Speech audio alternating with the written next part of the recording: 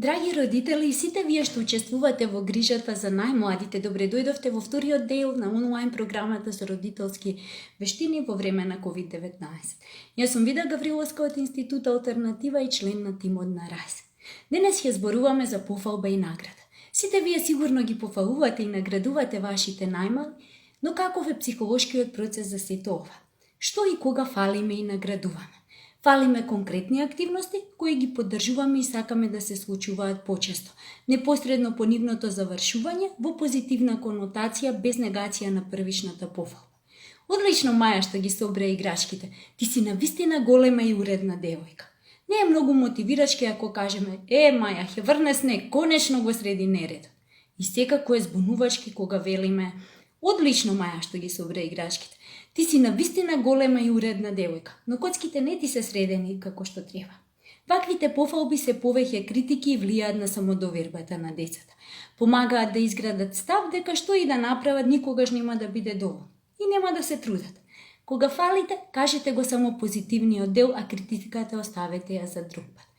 Интересно е дека не сме секогаш свесни дека ги фалиме негативните однесувања, а со тоа зголемуваме веројатноста и почесто да се случат.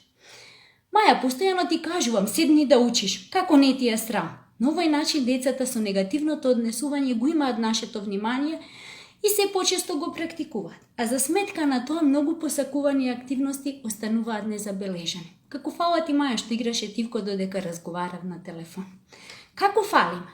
Фалиме конкретна активност во позитивна конотација, искрено, со доверба и ентузијазам. Кога кажуваме името на детето, се поднаведнуваме на неговата висина, му зборуваме на јазик кој може да го разбере, го калиме, штипкаме, гушкаме, бацуваме, скокоткаме, кој како сака. Спор 2 и за наградите. Пофалбите во исто време се и награди. Кога зборуваме за награди, не мислиме на скапи материјални награди. Тоа се повеќе награди кои не чинат пари и децата ги сакаат.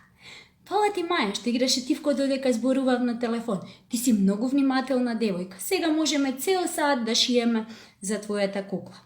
Ова е спонтанна награда, но има и планирани. Браво, Маја, што го намести креветот.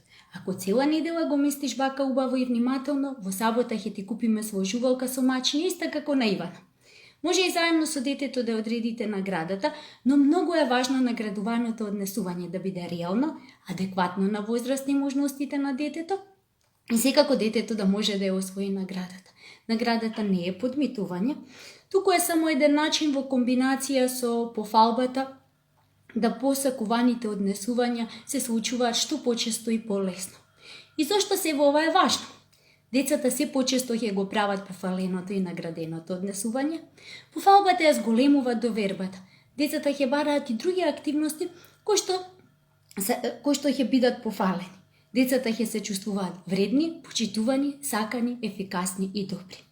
Кога родителите ги наградуваат децата за одредено добро однесување, и тие се исто така наградени.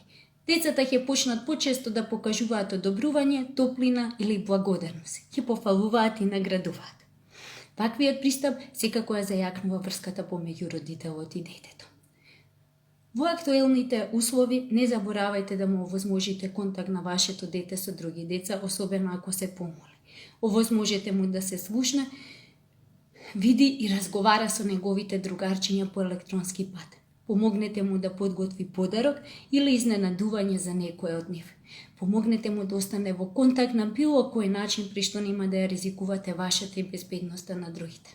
Јас ве поздравувам, а следниот пат доктор Елизабета Петрушевска ќе подготви многу интересни, креативни и практични насоки за структурирање.